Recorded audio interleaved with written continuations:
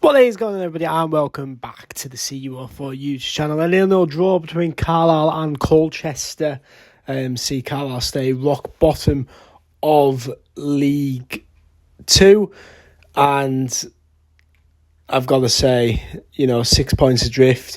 Morecambe picking up a win. Tranmere starting to pick up points. Carlisle desperately need to start getting 3 points. As Mark Hughes alluded to, a draw is going to keep you in the position that you're in.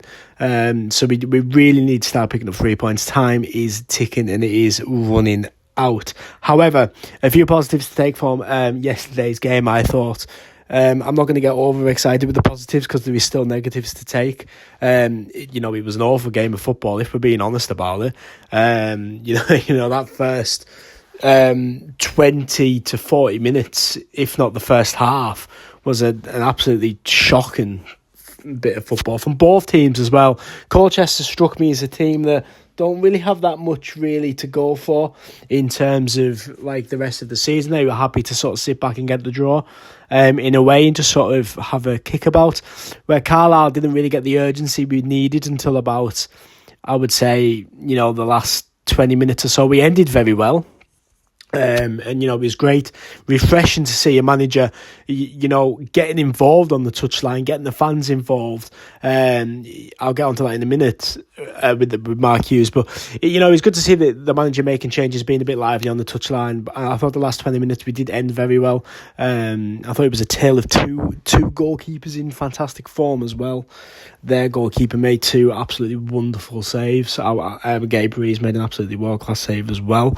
I actually thought Gabe Breeze made 2 fantastic saves in the game. He made one in the first half. Their player he went for a bicycle kick, and it fell to their striker, and it was a great save in the end from Breeze.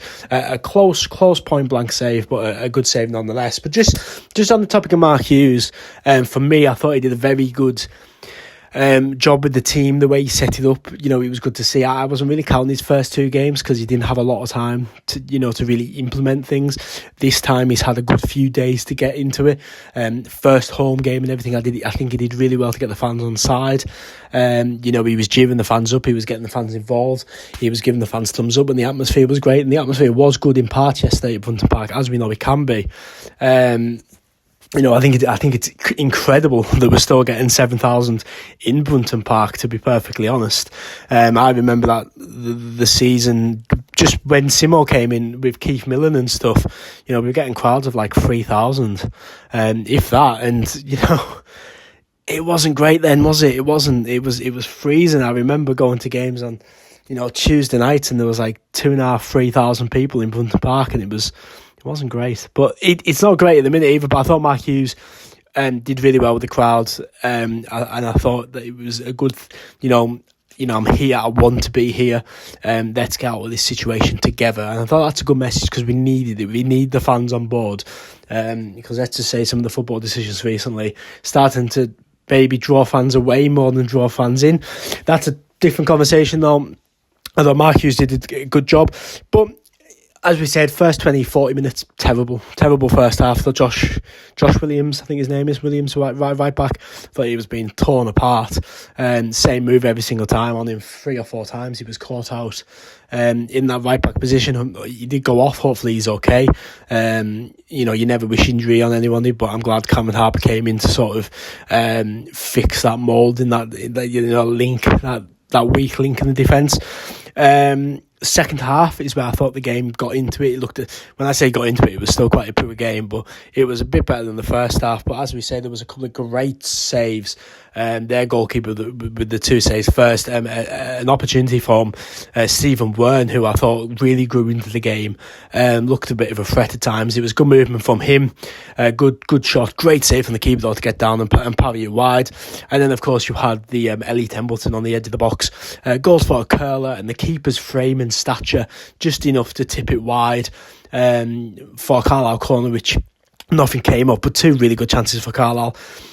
Overall, probably our only chances in the game. I know Callum Whelan had a couple of opportunities from the edge of the box, never really troubling the goalkeeper though.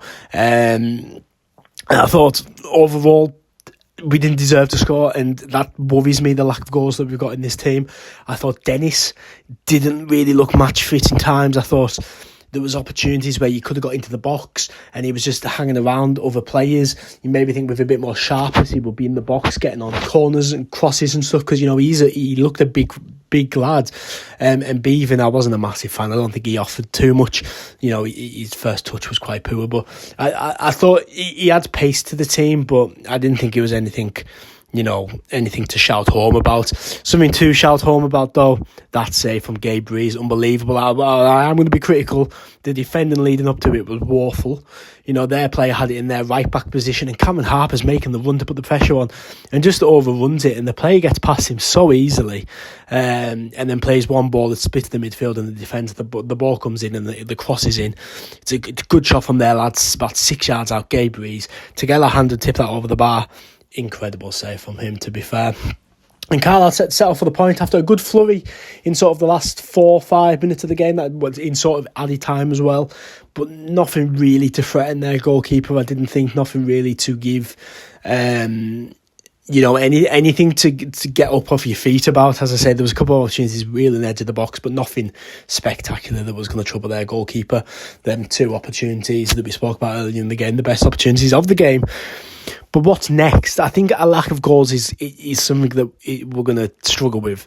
But I said to a couple of people yesterday, and I was talking about the game, I think the next sort of 5 games makes or ends our season. Not even makes or breaks it, makes or ends it. I think you've got Gillingham next week, who are in a terrible run of form. You've got Barrow away in front of a sold-out away end.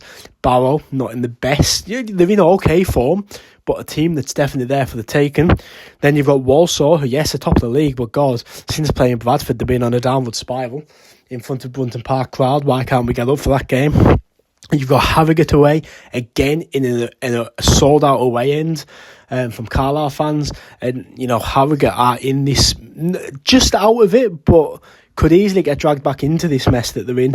You've got AFC Wimbledon at Brunton Park, which will be a difficult game.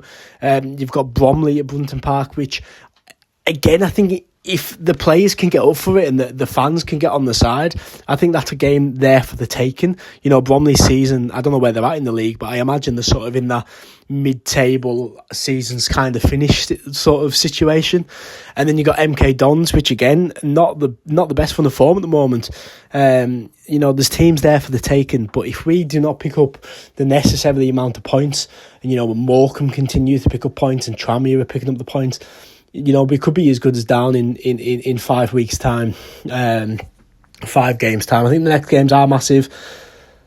I don't want to keep saying that every game is massive, but it is now, and we are running out of time. Hopefully Mark Hughes can get something out of the lads, and I think if we go and win against Gillingham, this draw looks great.